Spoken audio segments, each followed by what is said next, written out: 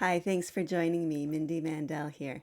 So today is the last of 4 videos on the dialogue Philebus, and we've come a long way. They've introduced this whole discussion with the question of which is the better life, the life of pleasure or the life of wisdom, and they decided that the best life is actually a mix of the two. But then they had to decide which of these two lifestyles would be second place. And so we had quite a bit about the nature of pleasure. And we saw what he called the impure pleasures or the false pleasures, and then the pure pleasures or the true pleasures. And there's quite a bit of metaphysics along the way as well. Today we're going to do the same with knowledge, and then taking the best of both the world, the life of pleasure and the life of knowledge, and that will tell us in what way we want to mix life. In what way should we mix pleasure and knowledge? So that's where we're going today, and we're going to wrap it up with that. Okay, so we already looked at pleasure, the true pleasures and the false pleasures. Now we're going to go on to knowledge. And so Socrates very quickly then goes into a discussion of art. And I have talked about art in a few other videos because it's come up in a number of different dialogues. Basically, art for Plato is a body of knowledge that is of benefit to the receiver. It's discussed in most detail in the Republic, so if you want a refresher on that or are not familiar with this definition of art, take a look at my video on Republic Book 1. But for our purposes here, it's just a body of knowledge is enough to understand what he's saying here. Okay, so Socrates says that the arts, therefore, as they're called, let us now distinguish into two sorts. There are those which music is at the head of, as they're less accurate, and some others, as these others which partake of accuracy the most, at the head of which is architecture. And Protarchus says that this distinction is allowed of. Now, Socrates never really makes clear why he chose music and architecture to be the two arts that would symbolize the two categories, but he is going to go into more detail about what he means by those that are less accurate and those that are more. He says, let us set down those arts for the most accurate, which we lately said were the prime or leading arts. You mean, if I mistake not, arithmetic and those other arts which you mentioned together with it but just now. The very same. But, O Protarchus, must we not say that each of these arts is twofold, or how otherwise? What arts do you speak of? And he says, well, let's take arithmetic, for example. Must we not say of this that the arithmetic of the multitude is of one sort, and that the arithmetic of those who apply themselves to philosophy is of another sort? What is the difference by which the one may be distinguished from the other? Well, again, if you read the Republic, you're probably already familiar with this idea. Book 7, the arithmetic and geometry and a few other arts are mentioned there, and Socrates has a very different definition of those than their mainstream understanding, if you will. And so that gives you some idea of where he's going if you've seen that. But he does explain it here. He says the difference between them, O Protarchus, is far from being inconsiderable.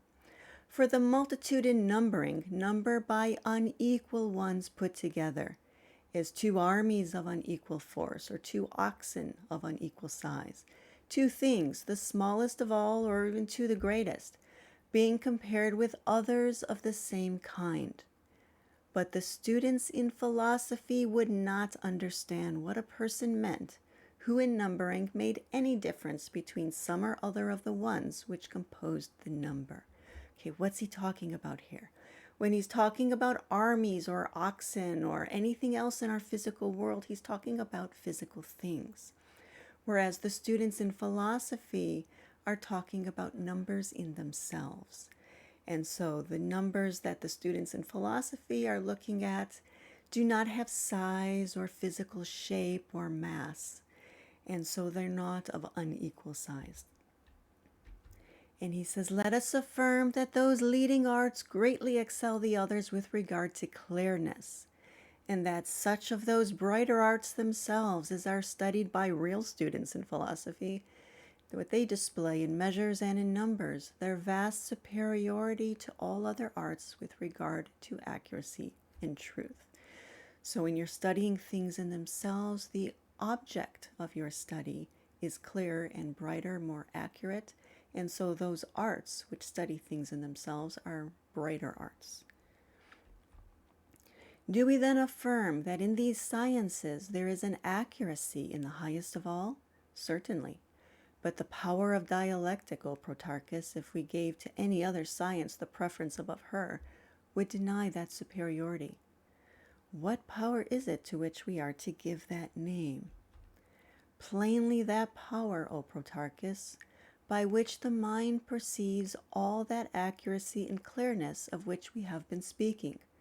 For I am entirely of opinion that all persons, endued with even the smallest portion of understanding, must deem the knowledge of the real essence of things, the knowledge of that kind of being whose nature is invariable, to be by far the most certain and true knowledge. So remember that for Plato, things in themselves, the intelligible realities, are the only true objects of knowledge. And dialectic then is the highest of arts, because these true objects of knowledge are the objects of dialectic. And the question, my friend Protarchus, was not which art or which science is superior to all the rest with regard to greatness and excellence and usefulness to us, but of which art the objects are the brightest, the most accurate and true, though the art itself brought us little or no gain. This it is which is the present subject of our inquiry. So while dialectic is the highest art, what we really care about are the objects of that art, which are the intelligible realities. If there be in the soul any faculty of loving truth above all things, and of doing whatever she does for the sake of truth, let us consider whether it is right to say that we have this faculty improved chiefly by dialectic, or whether we must search for some other art fitter for that purpose, and making it more her proper business. Well, I do consider the point proposed, and I imagine it no easy matter to admit that any other science or art seeks and embraces truth so much as this. Okay, so again, the objects of knowledge are the brightest and most accurate and truthful, and dialectic then is the art by which we seek this knowledge. Say you this from having observed that many of the arts, even such as profess a laborious inquiry after truth, are in the first place conversant only with opinions, and exercise only the imagination, and that methodically and according to a set of rules, they then search into things which are the subjects only of such opinions? And do you know that the persons who suppose themselves to be inquiring into the nature of things are all their lives inquisitive about nothing more than this outward world, how it was produced, what causes the changes which happen therein, and how those changes operate their effects? So what he's really talking about here are the natural sciences. He puts dialectic higher than any of the natural sciences. And his problem with the natural sciences is that concerning things in which there is not the least stability, how can we form any stable notions? I suppose it is not possible. Of those things, then, there is neither nous nor any sort of episteme to be acquired, at least not such as contains the highest degree of certainty. And then Socrates goes on to say that whatever is in us of stable, pure, and true, it has for the objects of it either the beings which always are and remain invariable, entirely pure and unadulterated, or if these are beyond the reach of sight, then such as are the nearest allied to them, and are second in the ranks of being. For all other things come after those first beings, second and so on in order. Perfectly right. So whatever is in us that is stable, pure, and true, its objects, then, would not be things in our physical world, but things in either the spiritual or divine realms. And the noblest, therefore, of the names given to things of this kind, is it not perfectly right to assign to those of this kind which are the noblest? It is reasonable so to do. Are not nous and phronesis the noblest of those names? They are. Rightly then are these names in accurate speech appropriated to the intelligence in contemplation of real being. And so there is his discussion of the nature of knowledge. And now going on to the mixed life. Our reasoning has now declared to us clearly what it pointed to before, that not in the unmixed life, but in the mixed life, we are to seek for happiness. And in the first place, therefore, mixing together the purest parts of pleasure and of wisdom, when they've been thus distinguished from the less pure, if we view those purest parts of each in combination, are they not thus combined sufficient to furnish out and present us with an ample view of that life which is desirable? Or is anything further, any ingredient of a different kind, wanting to perfect the composition? And Protarchus says, so as you propose, and only so, it seems to me necessary for us to do. So we've already gone through the nature of pleasure and decided which were the purest pleasures and which are impure, and we did the same with knowledge. So if we take the best of both parts, we should have the best of the mixed life. Socrates says, let us then suppose a person to have in his mind the idea of justice itself, so as to know what it is in its own essence, and to be able to give an account of it in consequence of that knowledge. And let us also suppose him to have the like knowledge of all other beings. Now, first of all, the word idea, I put it in italics because it's not really idea as we use the word in English. It's the Greek ideia, which actually means to behold. And then, of course, justice itself means the thing in itself, so the absolute realities or the intelligible realities. So beholding the absolute realities. Now, I'm not fluent in Greek, but I do know some people who are very good at Greek, and they often tell me some very interesting things. One of them is about this phrase, to have in his mind. The Greek is actually a version of, or cognate of the word phronesis, which has come up many times, and we've already seen it many times in this dialogue. And phronesis, remember, is that eye of the soul, that power that expands as we deepen our understanding of the nature of reality and what it means to be human, as we start to expand our own understanding of what it means to be human. That's phronesis. But what we have here in this part of the dialogue is actually a verb form of phronesis. So something like to be phronesising. I'm making up a word, of course. But it gives us a deeper sense of what Plato is getting at, because to have this idea in your mind just sounds like you have a concept that you're thinking about. But to be phronesising, the beholding of things in themselves, that has a much deeper, richer meaning. And that's really what Socrates is talking about here as the purest part of knowledge, or the life of knowledge, is to be phronesising the things in themselves, beholding them, to be in that vision or that experience, if you will. That's what he's talking about here. To know their essence, to be able to give an account of them in consequence of that knowledge, and to have a like knowledge of all other intelligible realities. That's what he's talking about. But then he asks, what about the impure forms of knowledge? Are we going to add those arts as well? Music too? An art which not long since we said is wanting in purity, as being full of conjecture and imitation. So the arts that are dominant here in our physical world, that focus on our physical world. But Protarchus, remember, he was fighting for the idea of pleasure being the life of happiness. So he hasn't quite let go of that idea.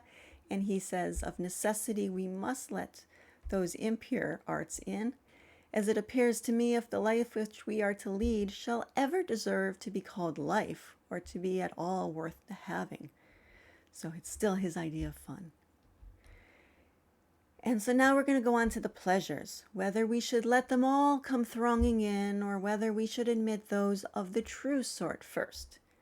And Protarchus says that it makes a great difference in point of safety to let in first such only as are true. Socrates goes even further with it, saying, those pleasures who are always found in company with folly and with all kinds of vice, it is very absurd for a person to mingle with intellect. if that person desires to see a mixture as clear, untroubled, and well-tempered as possible to be made, and if he would from thence try to discover what the nature is of good, not only in humans but also in the universe, from which discovery some notion is to be gained by a sort of divination of what the idea is of good itself. And remember that for Plato, good itself is a metaphysical term. The first cause of all is often called the good because of the providential goodness that flows through all the realms of reality, and for the goodness and beauty that we seek in our return. Okay, with that in mind, he's also going to give us some other vocabulary. And so I put the word truth in red because I want it to stand out as one of the terms that he's giving us now. He says, whatever has not truth mixed with it in the composing of it can never be produced into true existence. Or could it be produced, it never can be lasting. Okay, so truth is one key word, and we have a few more here. That in every mixture, whatever it be, and whatever be the quantity of it, if measure pervades it not, and if thence it obtains not symmetry and proportion, all the ingredients must of necessity be spoiled, besides the spoiling of the whole composition.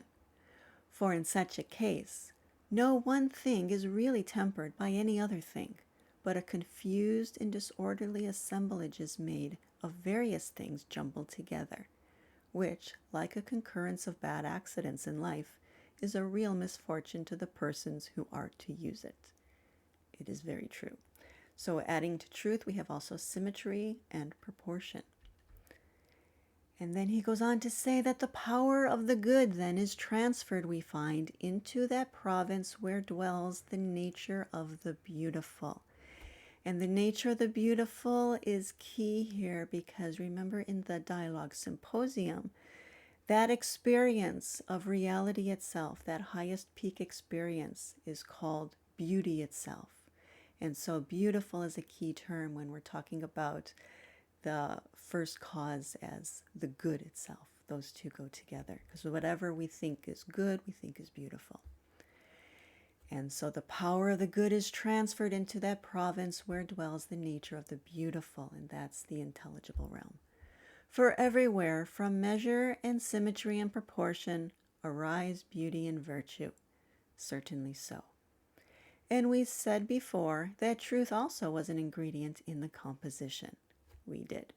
So those are key terms that we're going to use.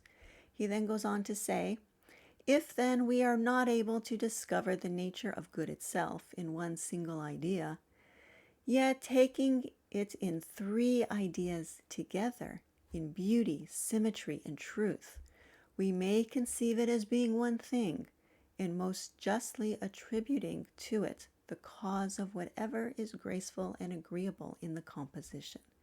We may most truly say that by means of this, as being good itself, the whole proves to be such as it is, thus agreeable and thus graceful.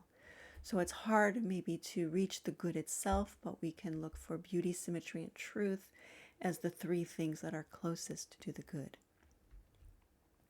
Now then, O Protarchus, any person may be a competent judge between pleasure and wisdom to decide whether of the two is nearest allied to the supreme good, or of higher value than the other is, both to men and gods. So now that we have discussed pleasure, the nature of pleasure, we've discussed the nature of knowledge, we discussed the nature of the mixed life, saying that beauty, symmetry, and truth were the closest to it. Now we're going to go back to the beginning, take our two things, pleasure and wisdom, to see which one is closest to that mixed life. And here's how he's going to do it. It sounds a little confusing at first, but it'll become clear as we go on.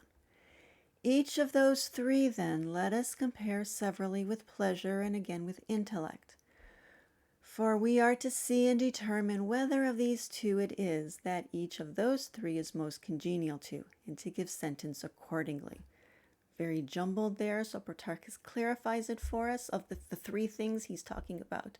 Do you speak of beauty and truth and measure? So symmetry here, they put in measure instead. Socrates says, yes, I do. And so we're going to take pleasure and wisdom and line it up with each of these three. And say whether, in your opinion, intellect or whether pleasure is nearer of kin to truth. So he's starting with truth. And Protarchus says, what need is there of time to consider of this point? For I presume that very great is the difference between intellect and pleasure in this respect. Of all things in the world, pleasure is the most addicted to lying. But intellect is either the same thing with truth, or it is of all things the most like it and the truest. Next, they're going to consider measure in the same way. Say whether you think that pleasure possesses more of it than wisdom, or that wisdom possesses more of it than pleasure. Protarchus replies that this which you have now proposed for a subject of consideration is not less easy than the other. For there cannot, in my opinion, be found anything more immoderate in its nature than pleasure and extravagant joy, nor anything which has more of measure in it than intellect and science. You have well said. But proceed further now to the third, Socrates says. Do you say that intellect partakes of beauty more than any species of pleasure partakes of it, and that intellect is more excellent than pleasure in this respect, or that the contrary is true? Protarchus's reply, did ever anyone, Socrates, whether awake or dreaming, see or imagine phronesis and nous to be in any matter or in any manner unhandsome or unbecoming, whether in reflecting on the past or in perceiving the present or in looking forward to the future? He goes on to say this, whenever we see any person immersed in pleasures, in those pleasures too which are of all perhaps the greatest, when we behold what a ridiculous figure the man makes in the very act of enjoying them, or view what is of all spectacles the most unseemly, the consequence of his enjoyment, we ourselves are ashamed. And all such things as far as possible we conceal, veiling them with night and darkness, as not being fit objects for the light to look on. So now that they have gone through those three, decided that all three of them are closer to the life of knowledge than the life of pleasure, they're finally ready to wrap it all up to give a ranking of the happiest lives. Everywhere then, O Protarchus, you will declare, speaking yourself to all persons about you, and publishing abroad by messengers, that the possession of pleasure is neither the supreme nor of secondary worth, but that whatever is of all things the most excellent and valuable is to be found in measure, in the moderate and the seasonable, and in all things of that kind whose nature and essence we ought to deem eternal. And their supreme excellence appears from what has been said and proved, and that was the mixed life, or the best of the mixed life, the purest part of it. And then the next in value are symmetry and beauty, the perfect and the sufficient, and whatever else is congenial to these. So it seems. In the third degree of excellence, if I divine aright, you would not greatly mistake the truth if you were to place nous and phronesis. Perhaps I should not. So the second place is the intelligible realm. The third place are those tools that, if you will, connect us to the intelligible realm. And then going on to fourth, the fourth due to those things which we assign to the soul herself as her own proper goods. Are they not the sciences and arts and right opinions, a fourth order of goods, following next after the first three? Ought we here to place them, if they are more nearly related to the good than they are to pleasure? Perhaps we ought. We saw in the Republic, and I think I said in an earlier video, that the arts then can pertain to the realm of dianoia, or understanding, and so those are tools that lead us to the tools that lead us to the intelligible. And so that's how these four come in that rank. And then it's not until we get to the fifth in order that the pleasures of that sort, which we describe to be unmixed with pain and denominated pure, such as those consequent to sensation, but belonging to the soul herself when she is engaged in the sciences. And it may be so. So the fifth order would be the purest or the truest pleasures. And then sixth and last, the lowest place then, according to the judgment now given as the result of this inquiry, belongs to the power, of pleasure unbounded. And so it appears. So these are the impure pleasures. Now some translations have fifth here, which is either a mistake in the Greek transcript, or it's a mistake by some translator. Thomas Taylor does have sixth, and he had a footnote here pointing out that some translators have fifth. And it's possible, if you're using a different translation, when you go through this in your translation and you match it up, it will say fifth instead of sixth, and that is a mistake. If we go back, we see these are the pure pleasures. Pure, they're the ones that are denominated pure, whereas the sixth place are the pleasures unbounded, so those are the impure. So it should be a separate category. So I do believe Thomas Taylor has it correct. And then after pointing all this out, Socrates ends by pointing out that even though they went through all of this, still most people are still going to choose this sixth category as the true measure of happiness. He says, sentence is pronounced by the multitude that pleasures have the greatest power in making our lives happy. For the loves and joys of brute animals they deem a stronger evidence and fitter to be credited than the sayings of men prophetically uttered in all places through inspiration of the philosophic muse. And Protarchus ends by saying that you have said what is most agreeable to truth, O Socrates. We are, all of us, now agreed. And so that brings us to the end of the Philebus. And if you have any questions or comments, feel free to leave a comment below. Or also, I do have an email address in the description box. And as always, if you like what you saw, I do hope you'll give it a thumbs up and also share with your friends, and also think about subscribing. I do put out a new video each week, and if you hit the little bell icon, you will get a notification of that. So from next week, I'm going to be starting a series of videos on the dialogue Timaeus. I do hope you'll join me for that. Thank you very much.